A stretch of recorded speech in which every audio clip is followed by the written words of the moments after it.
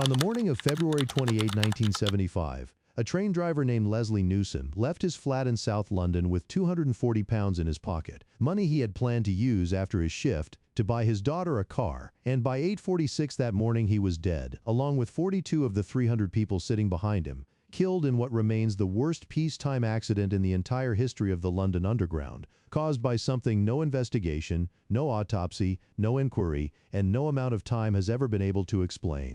The city of London in the winter of 1975 was not a city at ease with itself. The country was still absorbing the shock of the oil crisis, the economy was faltering under inflation, and the IRA had been conducting a sustained bombing campaign across the capital that had made ordinary Londoners conscious, in a way they had not been in a generation, that violence could arrive without warning in the most unremarkable places. Into this atmosphere, the London Underground continued to function as it always had, moving millions of people each day through tunnels that most of them had never thought about too carefully, on trains that many of them had been riding their entire lives, with a degree of trust that required no particular thought because it had never, in recent memory, been seriously broken. The Northern City Line was one of the quieter branches of the Underground network, a short run of 5 stops connecting Drayton Park in the north to Moorgate in the south, passing through Highbury and Islington, Essex Road and Old Street before terminating at the deep-level platforms beneath Moorgate Street in the financial heart of London. It was the kind of line that businessmen and office workers used,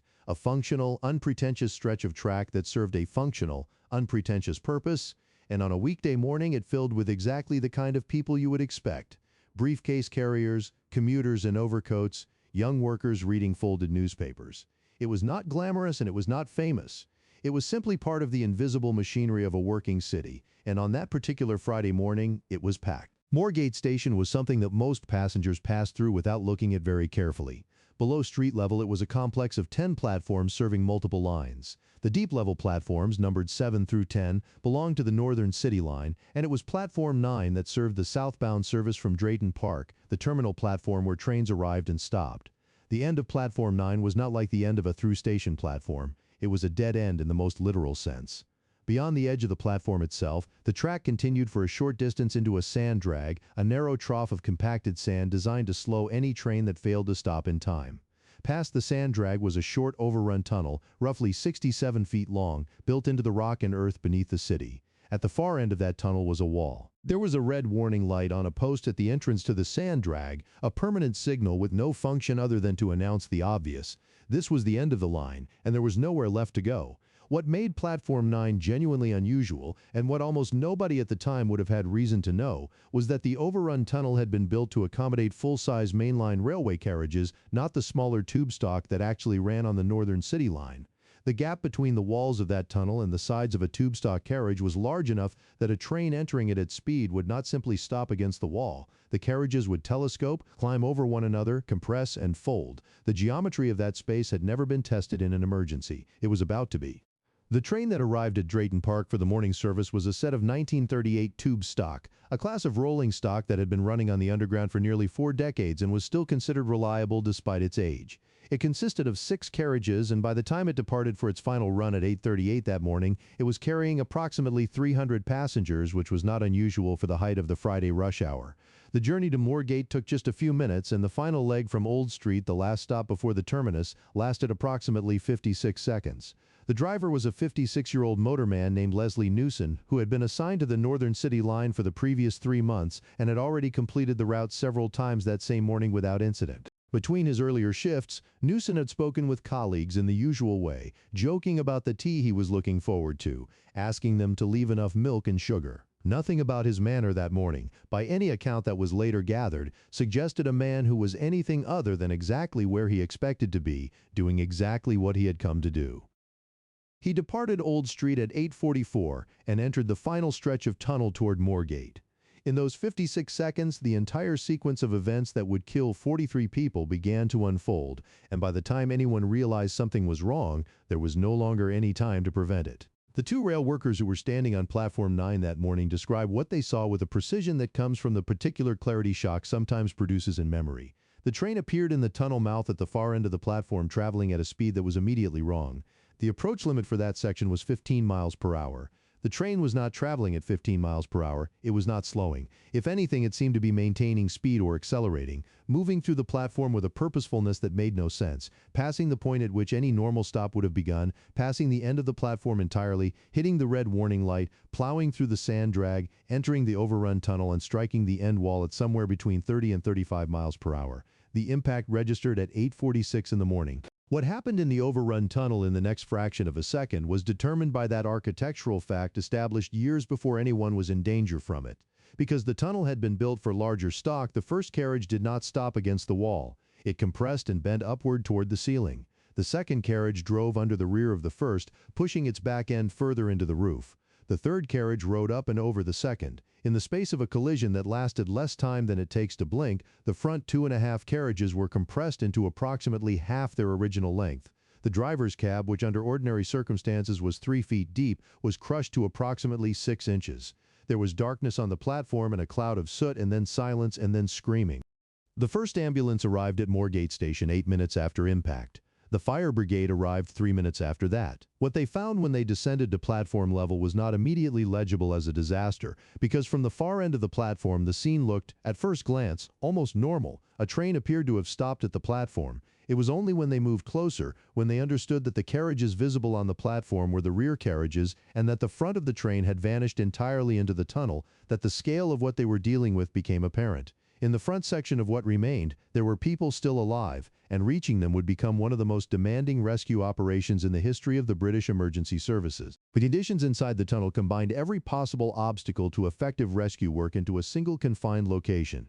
The station was 20 meters below street level, which meant that every piece of equipment, every stretcher, and every cutting tool had to be carried down by hand because the escalators could not bear heavy loads. The firefighters' radios did not function at that depth, which meant that communication between the men working in the tunnel and the command post above ground had to be maintained entirely by runners, young officers moving back and forth up the stairs carrying spoken messages and returning with instructions. The platform lighting had failed in the crash, and the entire operation was conducted by the light of old-style box lamps, heavy and dim, casting pools of yellow light into a space thick with dust and soot. The temperature inside the tunnel began rising almost immediately and did not stop. The piston effect that normally moved air through the underground system, created by trains running through the tunnels, had ceased because no trains were running. The body heat of hundreds of rescuers working in a confined space, combined with the heat generated by electrical shorts in the damaged carriages, drove the temperature toward 49 degrees Celsius before the day was out. One of the rescuers later described it as opening the door of an oven. Engineers brought an industrial fan to the top of the escalators and directed it downward in an attempt to force fresh air into the platform. It made the situation worse, pushing hot, stale air faster without replacing it. As men emerged from the tunnel after working shifts inside, they were ordered to remove their boots and outer clothing into buckets of disinfectant before they could rest. Those who had been cut by jagged metal were given anti-tetanus injections at a station set up near the exit. By midday, the Army had sent a mobile decontamination unit to assist. The rescuers were working in conditions that posed a genuine risk to their own health, and yet every account from the firefighters who were there contains the same observation: nobody wanted to come out. They had to be ordered out by senior officers so that fresh crews could take their place. Steve Gleason, a firefighter from Lambeth who was among the first to reach the platform, described making his way through a gap of roughly 2 feet between the tunnel wall and the side of the train, stripping off his helmet and tunic to fit through, and advancing into a space where every step forward required a separate physical decision about how to make it. The passengers in the rear 3 carriages had been shaken violently but were alive and mobile, and within minutes of the impact they had been guided out through the darkness toward the escalators. The passengers in the front carriages had no such exit available to them. They were in a space that had violently halved itself, surrounded by twisted metal and shattered glass, in many cases unable to move at all, in complete darkness. Doctors worked on their knees in the wreckage, communicating by touch as much as by sight. One doctor later testified that he had to step on a body to reach a passenger still alive beside it, and that he understood in that moment that the normal rules of how one moved through a space no longer applied. The only journalist allowed inside the tunnel, a reporter from the Daily Telegraph, described what he saw as a horrible mess of limbs and mangled iron, and said that the hardest thing about writing the story afterward was that no single sentence could contain what the place was actually like. The last person to be rescued alive was a 19-year-old police constable named Margaret Lyles, who had been on her way to work and was found trapped in the front section of the second carriage, her left foot wedged in a position that made extraction impossible without surgery. Surgeons amputated her foot in the tunnel while she was still inside the wreckage. She was freed 13 hours and 19 minutes after impact. 6 full days would pass before the last of the dead was removed from the tunnel, and the last of those dead was the driver. The body of Leslie Newson was not recovered until the 4th day after the crash. When rescuers finally cut through to the driver's cab, they found what the compression had left of a space that had been, before the impact, a functional working environment of roughly 3 feet in depth. It was now 6 inches.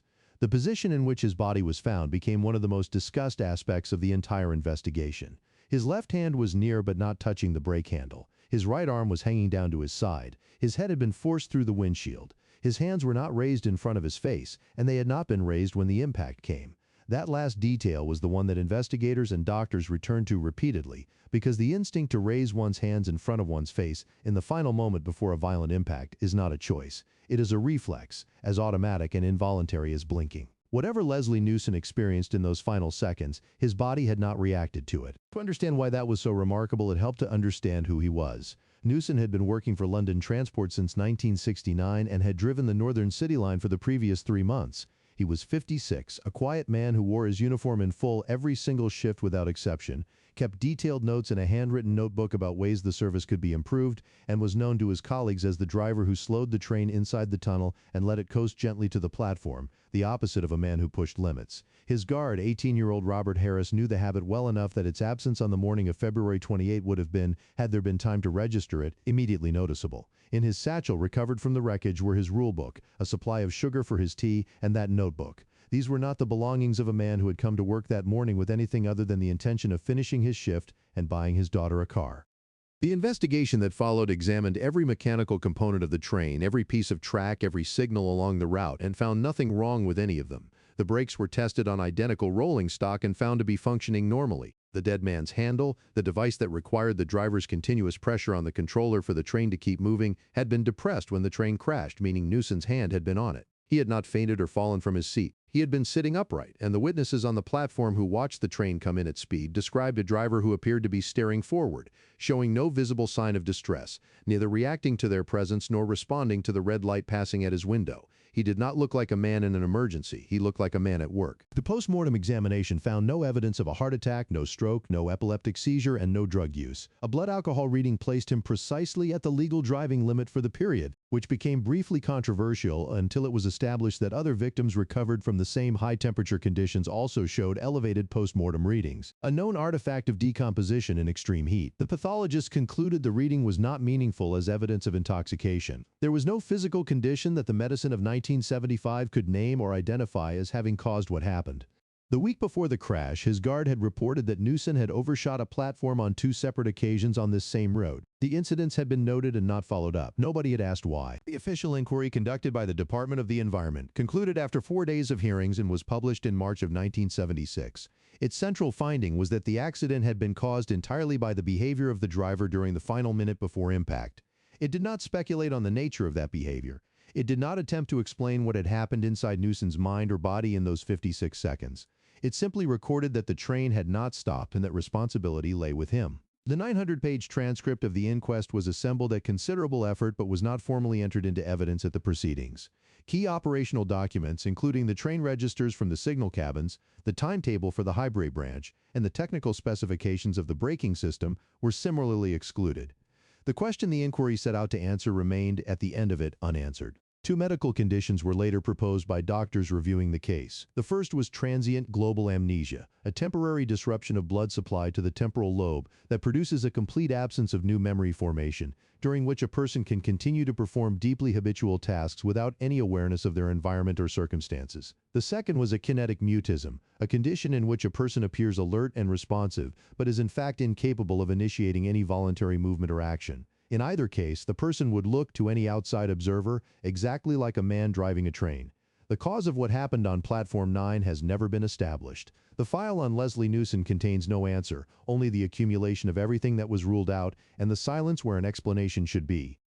The 43 people who died at Moorgate were not historical figures. They were not politicians or industrialists whose names had ever appeared in newspapers before that morning. They were commuters on a Friday in February, the kind of people who occupy every carriage of every rush-hour train in every city in the world and whose presence is so ordinary as to be invisible until it is suddenly and permanently absent.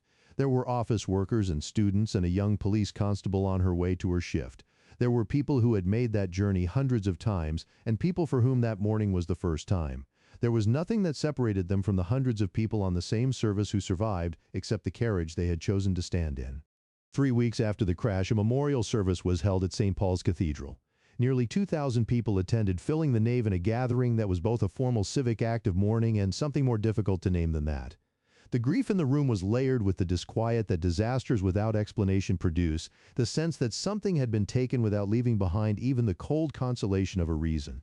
The families of the dead had been told, as plainly as any inquiry can tell anyone, that no one knew why it had happened. The driver was dead and could not be asked. The train was blameless, the track was blameless, the signal was blameless.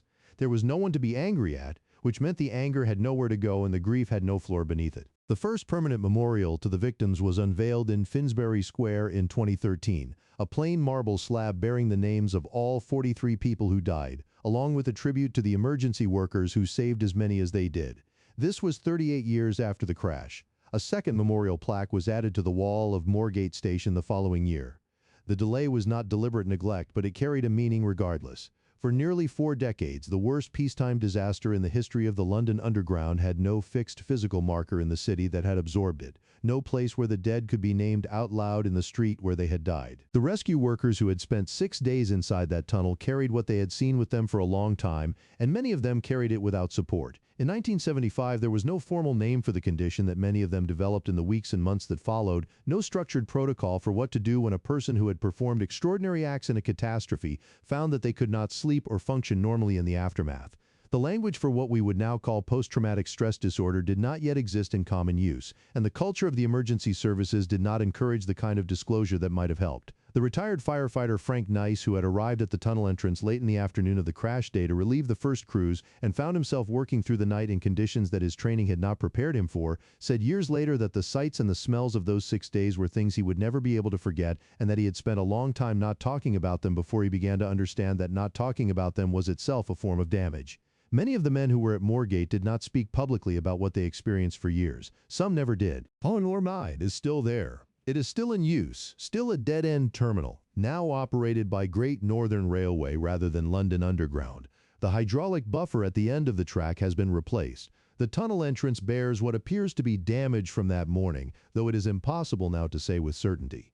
The platform is quiet in the way that deep underground stations always are, and the air is heavy, and it gives very little away about what it witnessed. The most immediate response to Moorgate was also the most obvious. Within months of the crash, the speed limit for trains approaching terminal platforms was reduced from 15 miles per hour to 10. This was a direct and practical measure, and it would have reduced the severity of any impact, but it would not have prevented a train traveling at 10 miles per hour and failing to stop still hits the wall. The sand drag still fails, the tunnel is still there, the change was necessary but insufficient, and the engineers who worked on rail safety in the years that followed understood that what Moorgate had exposed was not primarily a problem of approach speed. What Moorgate had exposed was a structural assumption that had been built into the design of the London Underground since the day it opened in 1863.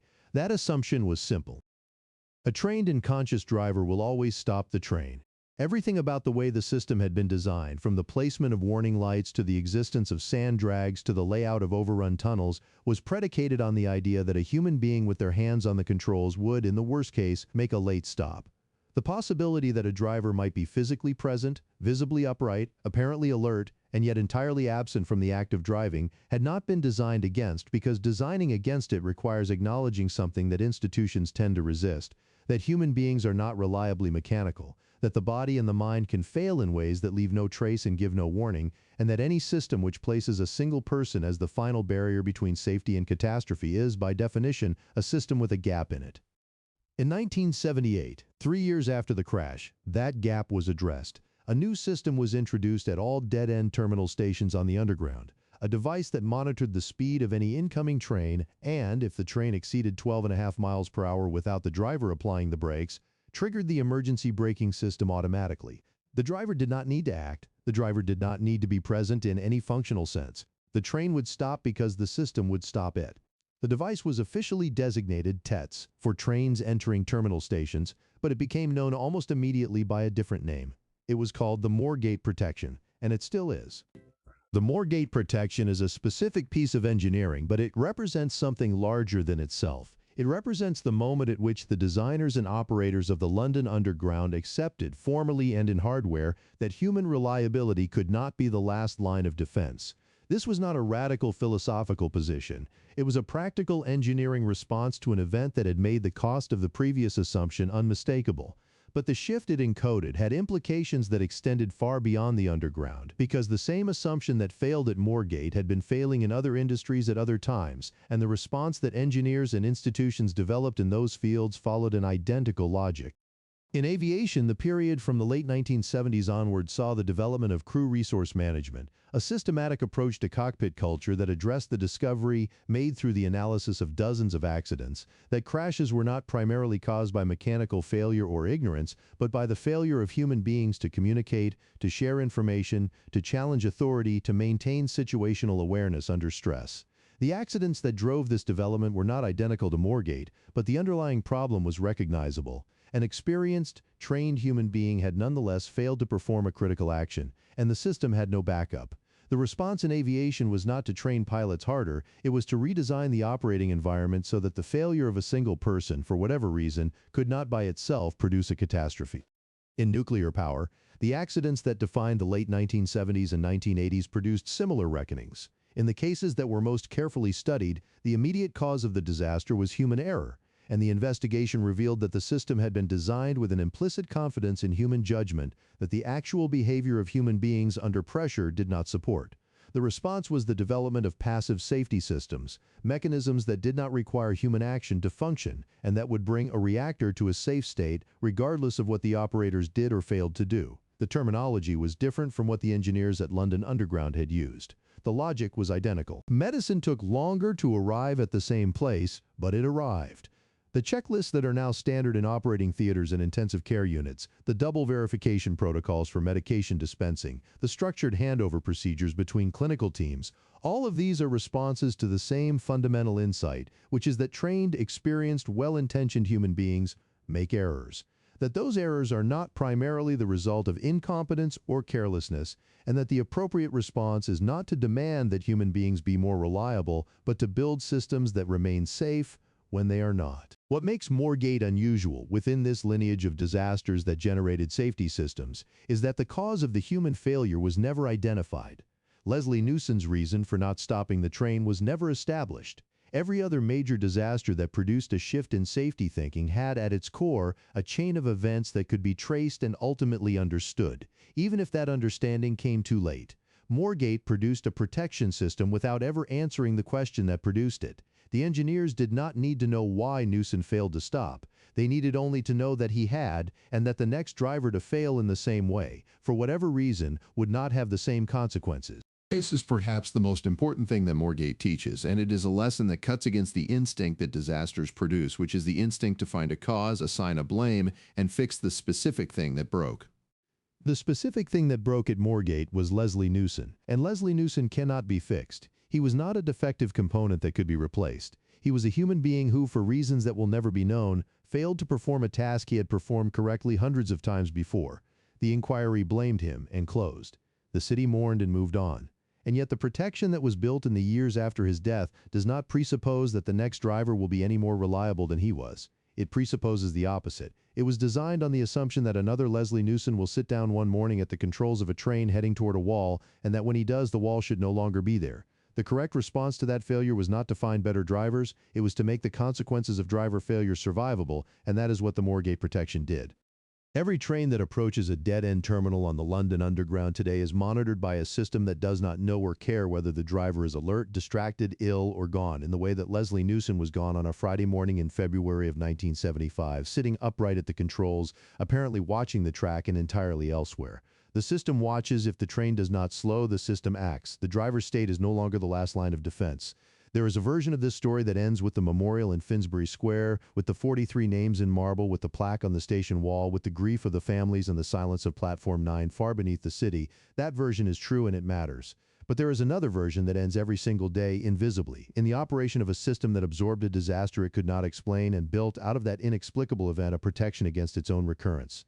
43 people died at Moorgate, and the city could not tell them why. What it could do and what it did was make sure that the next Leslie Newson, whoever he turns out to be and whatever his reasons turn out to be, drives into a wall that is no longer there.